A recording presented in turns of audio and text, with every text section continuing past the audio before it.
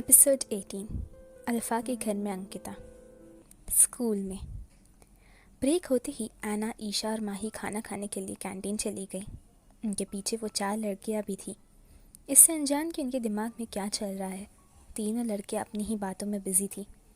खाना लेकर तीनों टेबल की तरफ ही जा रही थी। इतने में उन चारों लड़कियों की लीडर मोना चलते हुए ईशा के पैर के सामने अपना पैर अड़ा देती है। कुछ ही पल में सभी लड़के लड़कियां खड़े होकर हंस रहे थे, पर ज़मीन पर ईशा नहीं, मोना गिरी हुई थी।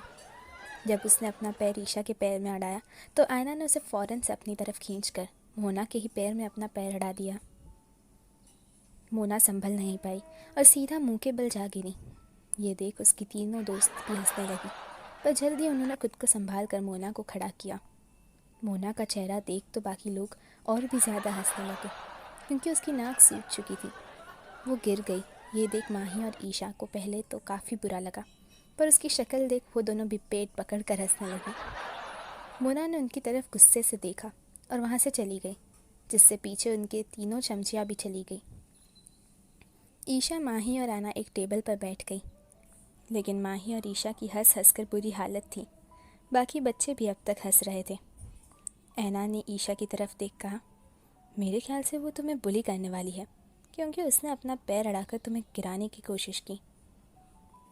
तुम तो बहुत ज़्यादा क्विक हो, तुमने मुझे भी बचा लिया और उसे गिरा भी दिया। ईशा ने उसकी बात को अनसुना कर हंसते हुए कहा, लेकिन माही का चेहरा सीरियस हो गया। उसने कहा, वो चारों सबको परेशान करती है, पिछले साल मुझे भी बहुत किया।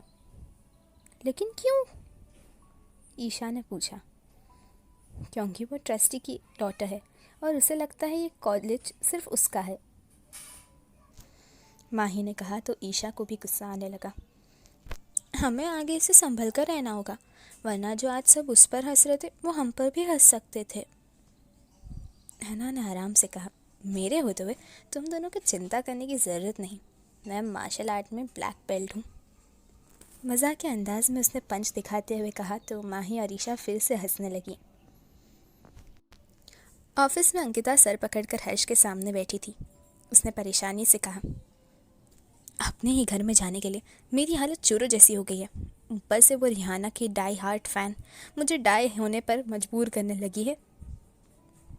तुम्हारा एड्रेस रिवील हो चुका है। जब तक एक सेफ़ प्लेस नहीं ढूंढ लेते तब तक मेरे दोस्त के घर रहो।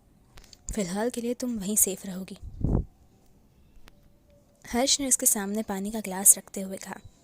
लंबी सांस लेकर अंकिता पानी पीती है। उसके बाद दोनों ही डार्क मैंशन की तरफ निकल पड़ते हैं। डार्क मैंशन पॉश में गाड़ी रुकते ही गार्ड्स भागते हुए आकर दरवाज़ा खोलते हैं।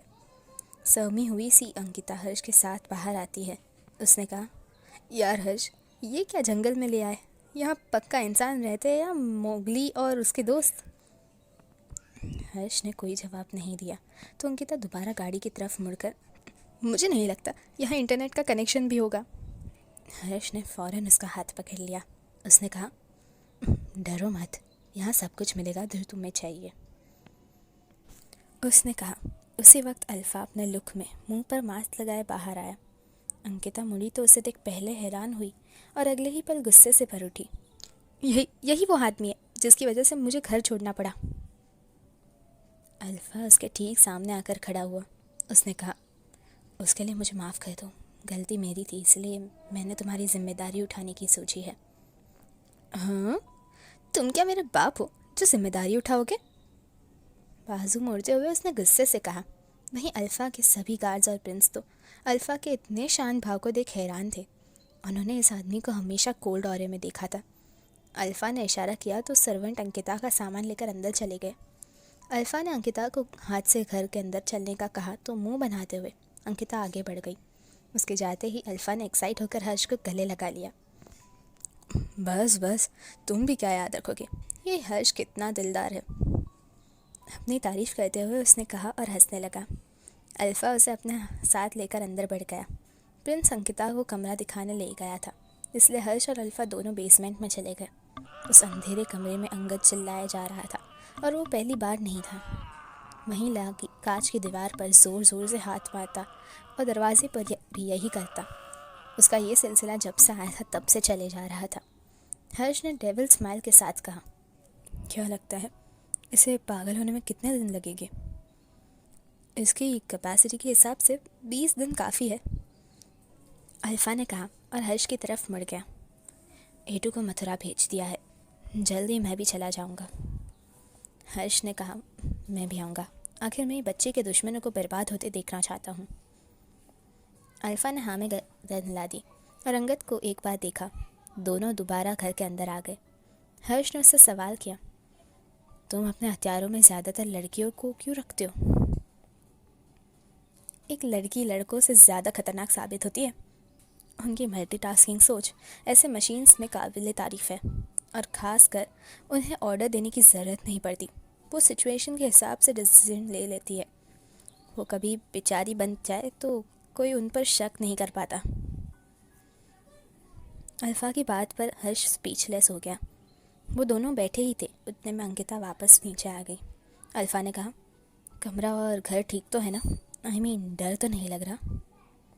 मैं क्यों डरने लगी? डरना तो तुम्हें चाहिए, वो भी मुझसे। तुम्हारी वजह से मैं बेघर हो गई, तो झेलो मुझे। अंकिता ने कहा तो अल्फा बस उसे देखता रहा। हर्ष ने उठते हुए कहा, चलो फिर सब सही में है तो मैं चलता हूँ। अल्फा मेरी दोस्त का ख्याल रखना। अल्फा ने उसे बाय करते हुए हाथ दिखा दिया। उसके जाते ही अंकिता ने एक नज़र अल्फा की तरफ देखा और फ़ौरन मुड़कर सीढ़ियों की तरफ भाग गई। आंखें झपकाते हुए वो अंकिता को जाता हुआ देखता रहा। मथुरा। घर के ऊपर तो यादव मेंशन लिखा हुआ था, पर अंदर कोई उस नाम का इंसान मौजूद नहीं था। अंदर सभी कुंडली मारकर बैठे सांप थे। मेंशन के गेट पर साड़ी पहने 2 लड़कियां एक बूढ़े के साथ खड़ी थी। लड़कियों ने पल्लू सर पर लेकर रखा था, अपना आधा चेहरा ढक रखा था। कुछ पूछताछ के बाद वो लड़कियां घर के अंदर दाखिल हुई।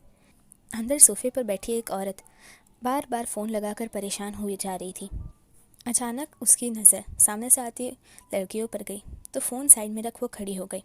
उसने तेज़ आवाज़ में कहा, वहीं रुक जाओ। आगे की कहानी जानने के लिए सुनते रहिए लव यू अंकल, सिर्फ और सिर्फ अल्फाजों के सफ़रनामा पर।